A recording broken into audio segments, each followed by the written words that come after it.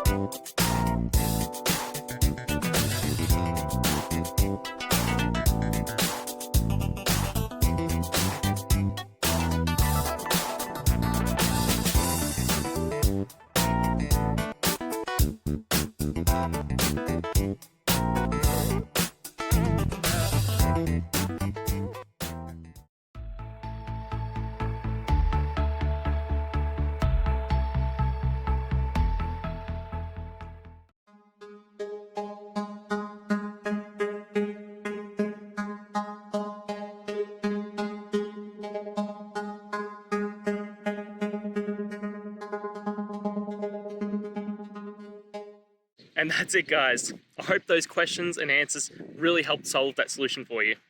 If it did, please hit subscribe. I'd really appreciate it. Now, until you need next technical video, I'll be here. Have a good one.